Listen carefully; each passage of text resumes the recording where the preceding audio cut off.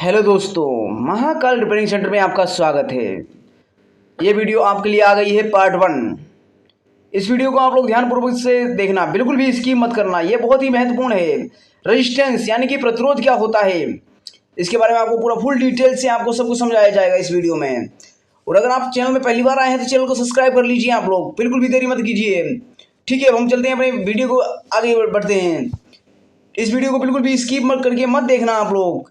और आपके लिए भी एक एक पॉइंट महत्वपूर्ण है, और आप नोटबुक लेके साथ में बैठिए, जिससे कि आप नोटबुक में नोट करते रहिए आप लोग।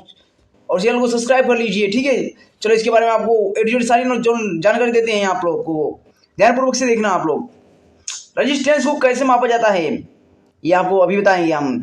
जब भी आप रजिस्टेंस को देखते होंगे तो ये सवाल जरूर आता होगा कि रजिस्टेंस को कैसे मापा जाता है, क्योंकि रजिस्टेंस के ऊपर कई रंगों की पट्टी होती है।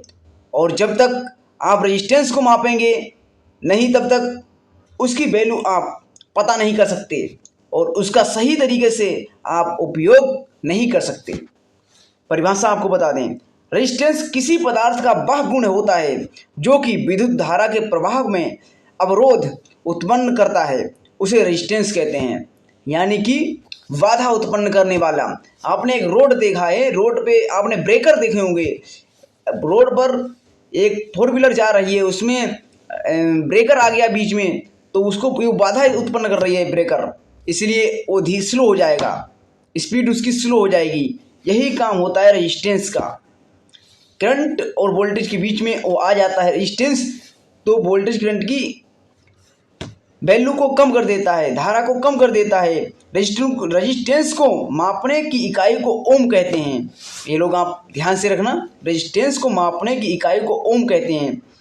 वह प्रतिरोध जिसमें से 1 एम्पीयर का स्थिर मान का करंट बहने पर 1 जूल प्रति सेकंड की दर से ताप उत्पन्न होता है, तो इसको 1 ओम का रेजिस्टेंस कहते हैं।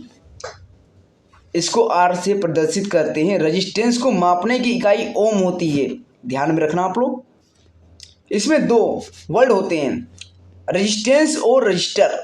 इसमें बस इतना अंतर है कि रेजिस्टेंस एक राशि है और रजिस्टर और रेजिस्टेंस पैदा करने वाली डिवाइस होती है, परंतु इन दोनों का मतलब रेजिस्टेंस ही होता है। प्रतिरोध निकालने का फॉर्मूला आपके लिए बहुत आसान है। देखिए, R equal B/1। R resistance है, B वोल्टेज है, I करंट है।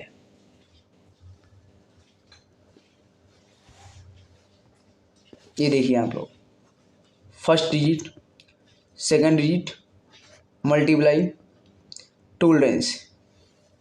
जी सर,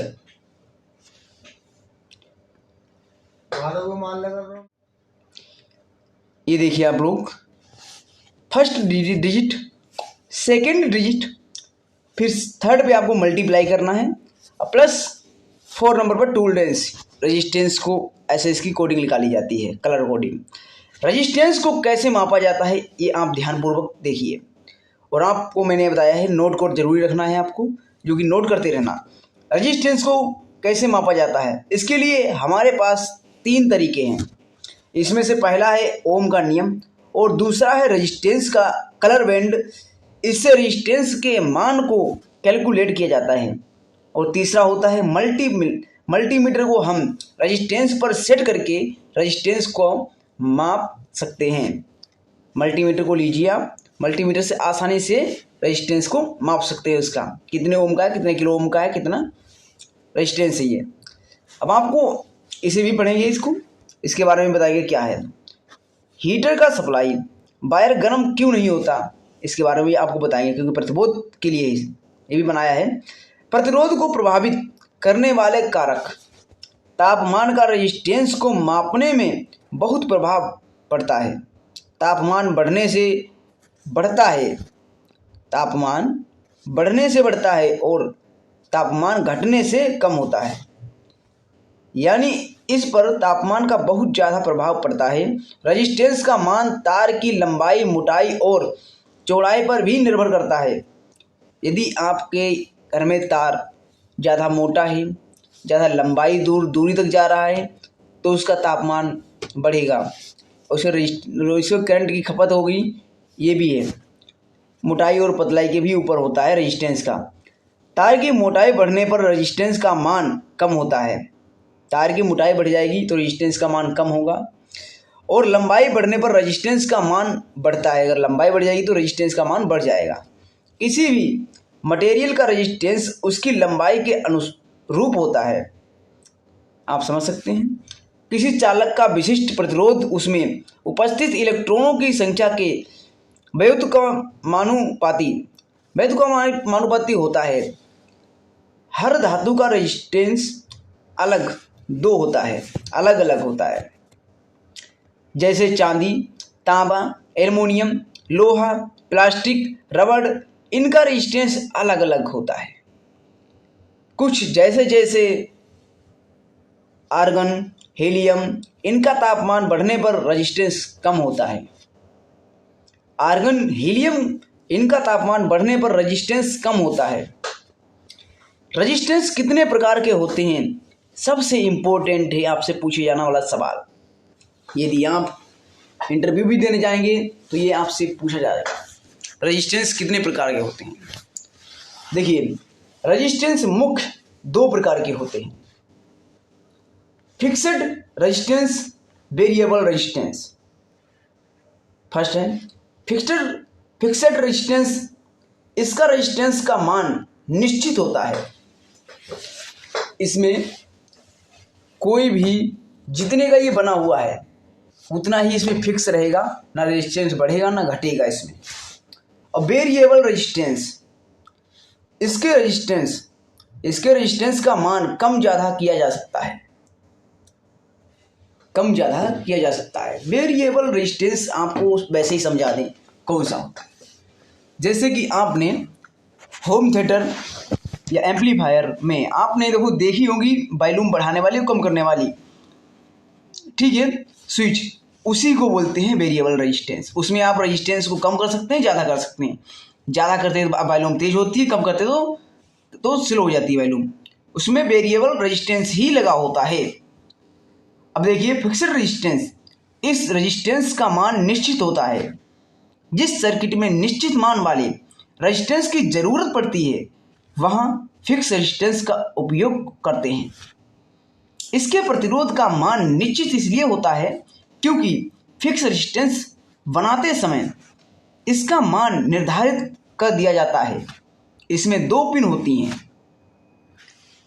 वेरिएबल रेजिस्टेंस वो रेजिस्टेंस होते हैं जिनका मान बढ़ाया घटाया जा सकता है, जिसमें रेजिस्टेंसों को जरूरत के अनुसार कम व ज़्यादा किया जा सकता है।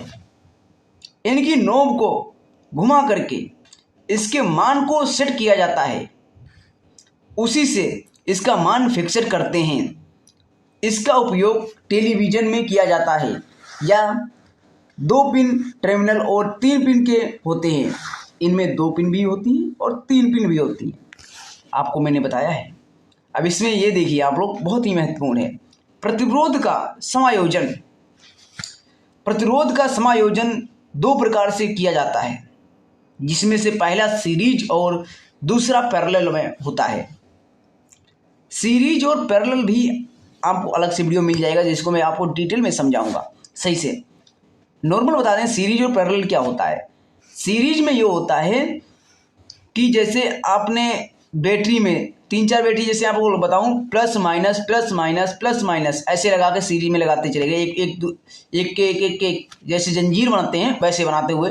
और पैरेलल में ये होता है कि एक फेस और न्यूट्रल, फिर एक बार फेस और न्यूट्रल, ये दोनों प्लस में हो जाएंगे तो ये पैरेलल हो गया, ठीक है। वैसे आपको अलग से समझाऊंगा ना तो समझ जाओगे आप बढ़िया तरीके से।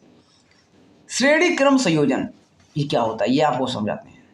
प्रतिरोध को इस तरह से संयोजित किया जाए कि उनमें धारा का मार्ग केवल एक ही रहे, ऐसा संयोजन को श्रेणी क्रम संयोजन कहा जाता है। प्रतिरोध R1 यानी रेजिस्टेंस 1, रेजिस्टेंस 2, रेजिस्टेंस 3 को श्रेणीबद्ध दिखाया गया है और इसमें वोल्टेज वोल्टेज ये B है, B का एक ये चिन्ह है, वोल्टेज को दर्शाता है V, पर धारा I को करंट दर्शाता है। चिन्ह ये प्रभावित हो रही है। जैसे कि आप देख सकते हैं रेजिस्टेंस, ये आपको तीनों को निकाल दिया है। सभी प्रतिरोध को मिलने वाली वोल्टेज V1 V2 V3 सभी को मिलने वाली वोल्टेज एक समान होगी। ओके, ये देख सकते हैं V equal V1 plus V2 plus V3, V equal IR। समांतर क्रम संयोजन, जब दो या दो से, अब समांतर क्रम संयोजन क्या है ये भी आप लोग समझ जाइए।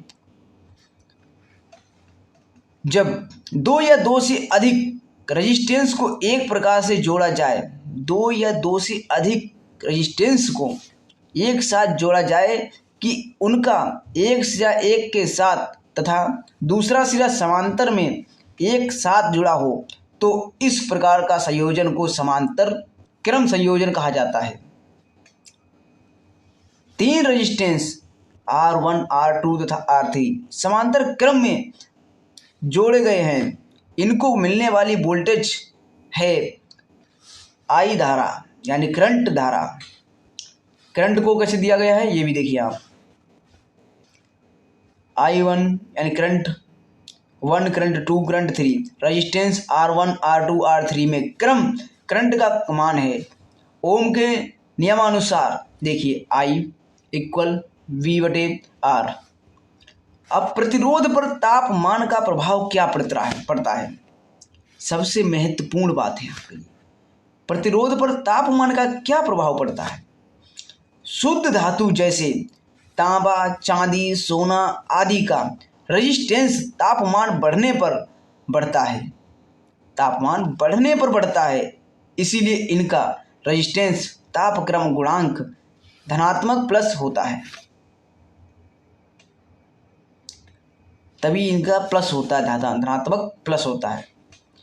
मिश्र धातुओं का तापक्रम बढ़ाने पर रेजिस्टेंस बहुत कम बढ़ता है, जैसे मैग्नीन, जर्मन, सिल्वर आदि। अर्धचालकों का रेजिस्टेंस तापमान के बढ़ने के साथ घटता है और तापमान कम होने के साथ बढ़ता है। ऐसे पदार्थों का प्रतिरोध तापक्रम गुणांक ऋणात्मक होता है, यानी कि माइनस। प्रति ओम प्रति सेल्सियस प्रतिरोध में परिवर्तन को प्रतिरोध तापक्रम गुणांक कहते हैं। ये परिवर्तन के अनुसार धनात्मक प्लस तथा ऋणात्मक माइनस प्रकार होता है।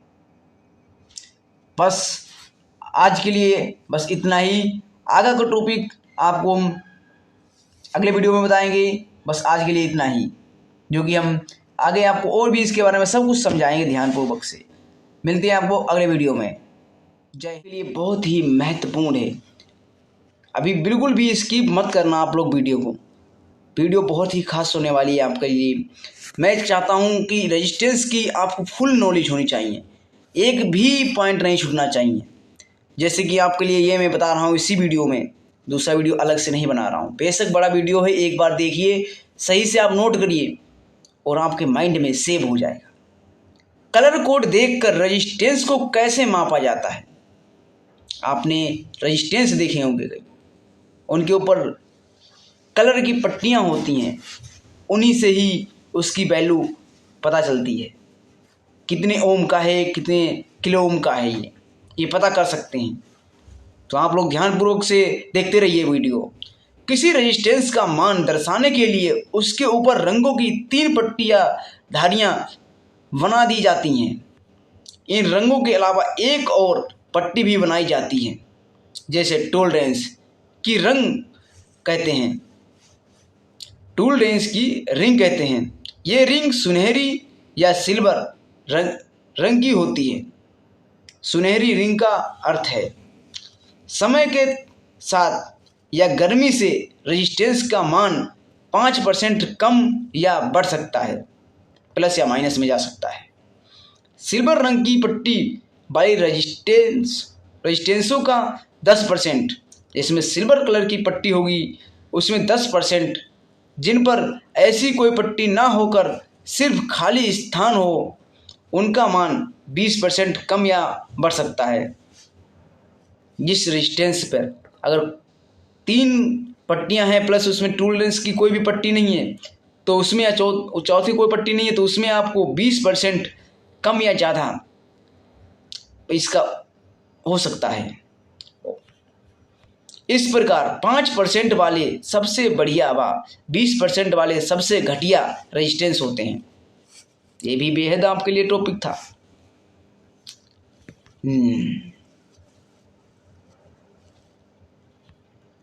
अब देखिए सबसे बेस्ट आपके लिए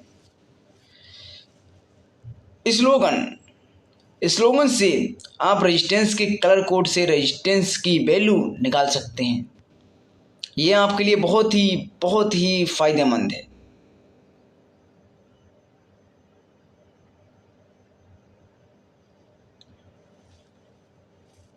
देखिए आप लोग ध्यानपूर्वक, फर्स्ट कलर ABCD आपको 4 दिखाए गए हैं। First colour, second colour, V second colour, C third colour और D टॉलरेंस रिंग आपको जो बताया है।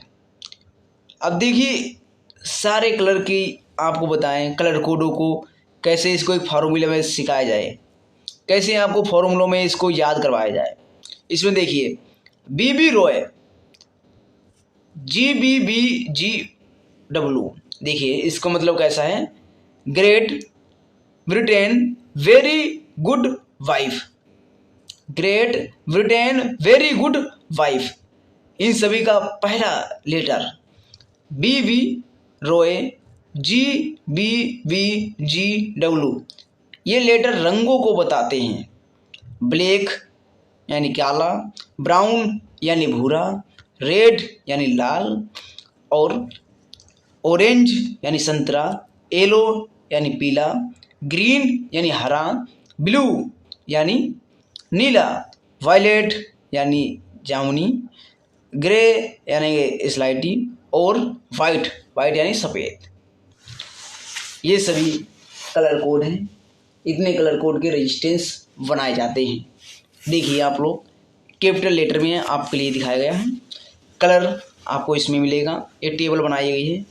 कोड नंबर, इनका आप लोग नोट में ज़रूर टेबल बना लें क्योंकि ये आपके लिए बहुत ही बेहद ज़रूरी है। मल्टीपल कितने % किया जाएगा, टॉलरेंस रिंग कलर टॉलरेंस कितना होता है, और टॉलरेंस ये देखिए आप लोग B यानी कि ब्लैक, कोड नंबर है 0, मल्टीपल है 10/0, गोल्ड और टॉलरेंस में ±5% होगा। B से यानी ब्राउन, इसका नंबर है 1 और ये आपको बताएं मल्टीपल है 10 और सिल्वर 10% है, टॉलरेंस 10 ± है। रेड कलर कोड 2 और ये आप देख रहे हैं नो कलर, इसे 20%, इसमें कोई रिंग नहीं है तो इसमें 20%। ऑरेंज कलर कोड 3 है और येलो कलर कोड 4 है, ग्रीन कलर कोड 5 है, ब्लू कलर कोड 6 है, वायलेट कलर कोड 7 है, ग्रे कलर कोड 8 है, वाइट कलर कोड 9 है, गोल्ड, इसका आपको गोल्ड का मिलेगा 0.1 और सिल्वर का 0.01। अब आप इसमें देख सकते हैं ध्यानपूर्वक, फर्स्ट डिजिट, सेकंड डिजिट और थर्ड डिजिट को मल्टीप्लाई करना है और फोर्थ डिजिट को आपको टॉलरेंस ना मापना है। जैसे आप देख सकते हैं रेजिस्टेंस वैल्यू, ये देखिए प्रतिरोध का मान कैसे मालूम किया जाता है, ये भी आपके लिए बहुत ही महत्वपूर्ण है। दिए गए रेजिस्टेंस को इस प्रकार पकड़ो कि उसकी टॉलरेंस पट्टी राइट हैंड पर हो। आप लोग ऐसे पकड़िए कि राइट हैंड की तरफ टॉलरेंस की यानी कि गोल्ड या सिल्वर की पट्टी होनी चाहिए। पहले, दूसरे व तीसरे रंगों को नोट कर लें। आपको मैंने नोट भी बताया, वैसे ही नोट कर लें। इन रंगों के मान को नीचे लिखें, सूत्र में प्रयोग करें तो आप आपको रेजिस्टेंस का मान पता चल जाएगा। पहला रंग मल्टीप्लाई 10 से कर देना है, दूसरा रंग मल्टीप्लाई 10 से कर देना है, तीसरा रंग। मान लो एक रेजिस्टेंस का पहला रंग पीला है, दूसरा जामुनी और तीसरा रंग संतरी है, तो रेजिस्टेंस का मान क्या होगा? पहला रंग पीला मान लिया 4 है, दूसरा रंग जामुनी मान है उसका 7, कलर कोड 7 है, तीसरा रंग संतरी कलर कोड 3 है। रेजिस्टेंस का मान 4 × 10 + 7, 4 अब मल्टीप्लाई 10 की पावर 3, अब आप देख सकते हैं इधर इक्वल 40 आ गया। ये देखिए आप लोग कैलकुलेट कर दिया, यानी कि ये 47K का हुआ है। बस आज के लिए वीडियो इतना ही।